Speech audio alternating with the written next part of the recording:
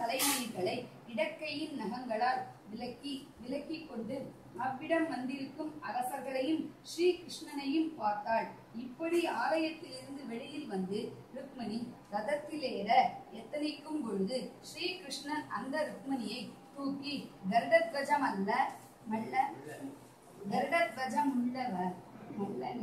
உள்ள தம்முடைய ரதத்தில் வைத்துக் கொண்டு அந்த அரசர்களை லட்சியம் செய்யாமல் பலராமனை முன்னிட்டு சென்றார்.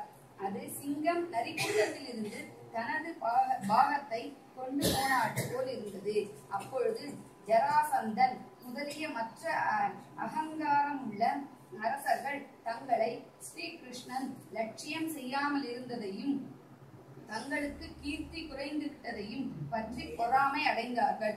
மேலும் அவர்கள் சிங்கங்களின் கீர்த்தியை மிருகங்கள் அபகரித்தாற்போல் கோபர்களால் நம்முடைய கீர்த்தி அபகரிக்கப்பட்டது கஷ்டம் ஆனதால் நம்மை நிந்திக்க வேண்டும் என்று சொல்லிக் கொண்டார்கள்.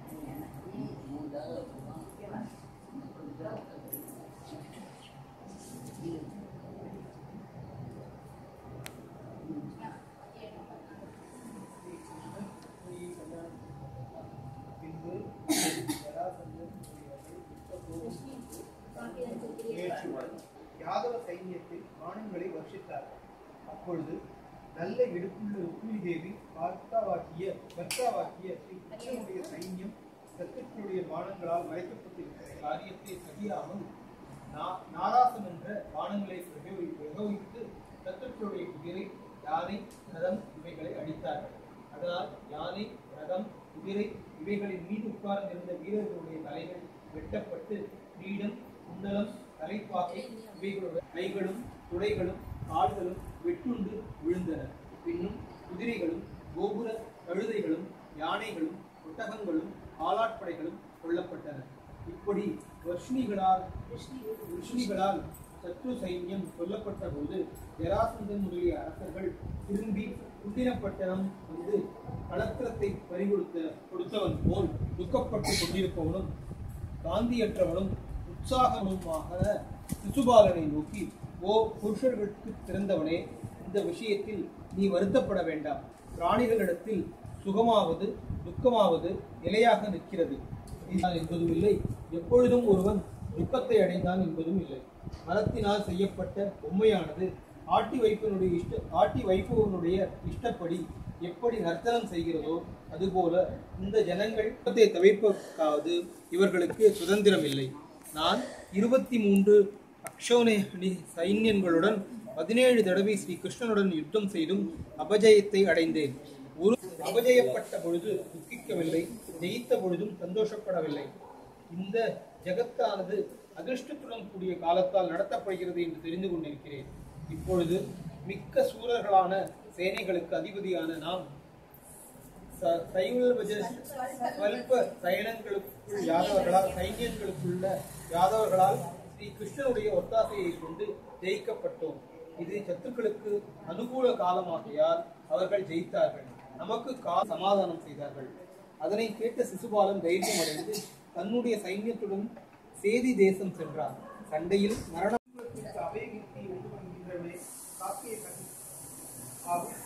அபகரித்தால் போல என்னுடைய தங்கையை திருடிக்கொண்டு எங்கே போகிறார்?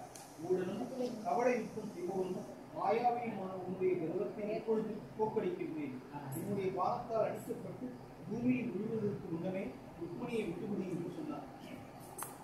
அதனை கேட்ட ஸ்ரீ கிருஷ்ணன் விழித்துக் கொண்டு ருக்மிணியுடைய வில்லை 8 பானங்களால் காரணியையும் 3 பானங்களால் கஜத்தையும் அடித்தார். ருக்மிணியானதும் வேறு வில்லை எடுத்துக்கொண்டு 5 பானங்களால் கிருஷ்ணனை அடித்தார்.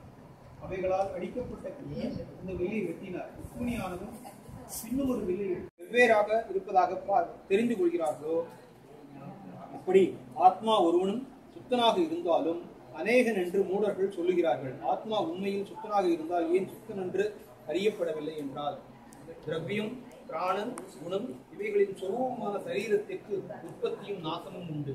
ஆனால் குணங்களை சுத்தனாக்கிய ஆத்மாவிடத்தில் ஏற்படுத்திக் கொள்வதனால் ஆத்மா சம்சாரியாக ஆகிறான்.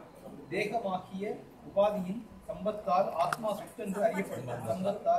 சம்பத்தத்தால் ஆத்மா சுத்தன் என்று அறியப்படவில்லை. ஓ பதிவிருத்தியான ருக்மிணியே, ஆத்மாவை காட்டிலும் வேறாக இந்திரியங்களும் அவைகளை அதிஷ்டான தேவதைகள் முதலியவைகளும் இல்லை. அதனால் அதிபூதம், அதிதெய்வம், அத்தியாத்மம் முதலியவைகளுடன் பரமாத்மா சேர்ந்திருக்கிறார் என்பதும் இல்லை, அவைகளை விட்டு பிரிந்திருக்கிறார் என்பதும் இல்லை. ஏனென்றால் அதிபூதம் முதலியவைகள் உண்மையில் சத்தியங்கள் அல்ல, அசத்தியங்களான அவைகளுடன் சத்திய வஸ்துவான பரமாத்மா சேர்ந்திருக்கிறார் என்று சொல்வது எப்படி பொருந்தும்? சேர்க்கையே இல்லை என்று பிறவி எப்படி உண்டாகும்? மேலும் இந்திரியங்களும் பூதங்களும் பரமாத்மாவே காரணம். இன்னும் அலைகள் ஆத்ம சைதன்யத்தினால் பிரகாசிக்கின்றன. ஆனதால் ஆத்ம சைதன்யத்தை காட்டிலும் இந்திரியம் முதலியவைகள் வேறல்ல. சக்ஷஸ் அதன் விஷயமாகிய ரூபம் இவைகள் சூரியனை காட்டிலும் வேறல்ல. அதே போல ஆத்மாவின் பிரகாசிப்பதால் பூதம் முதலியவைகள் பிரகாசிப்பதால் ஆத்மாவிற்கும் அவைகளுக்கும் வேதமில்லை. உற்பத்தி, நாசம் முதலிய விகாரங்கள் சரீரத்தை சார்ந்தவைகளை உடைய ஆத்மாவிற்கு ஒருபொழுதும் இல்லை. உண்டானால் அந்த சரீர தர்மத்தை அவித்தையால் ஆத்மாவினுடையாக நினைத்து நான் பிறந்தேன் என்று சொல்கிறான். உண்மையில் ஆத்மாவிற்கு ஜனனம் இல்லை. அப்படியே சரீரம் போனால் நான் மரணம் அடைகிறேன் என்று சொல்கிறான். ஆத்மாவிற்கு மரணமும் இல்லை. சந்திரன் அமாவாசை தினத்தில் நாசமடைகிறான் என்றால் உண்மையில் சந்திரன் மரணம் அடைகிறதில்லை. கலைகள் குறைந்து போகின்றன.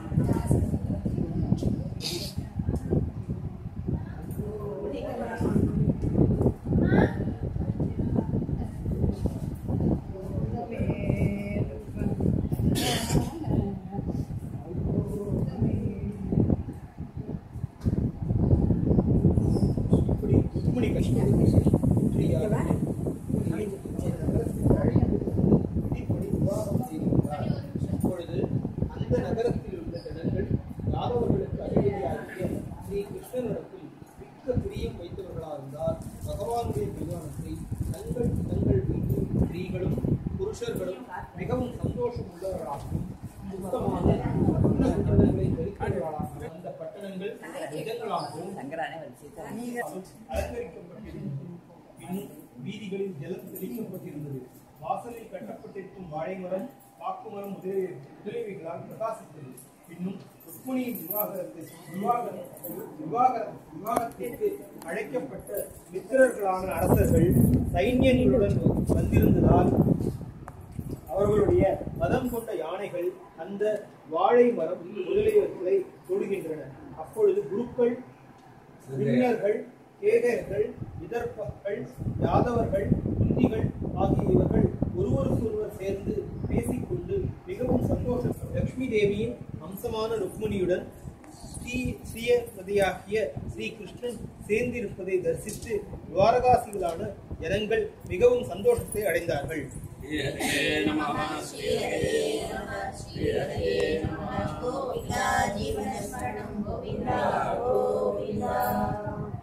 துவாரகா நகரத்தில் கிருஷ்ணன் அவங்க சென்று துவாரகாக்கு போயிட்டான். அங்கே போய் காந்தர்வ எப்படி குடும்பமாக 1000 மண்டபம்லாம் போட்டு விவாகம் நடத்தினான். எல்லா ஜனம் அவள் வீட்டு கல்யாணம் நினச்சின்னு வந்து அட்டன் பண்ணலாம். இதனால் இப்போ நம்பாத்து கல்யாணத்தை நடத்திட்டு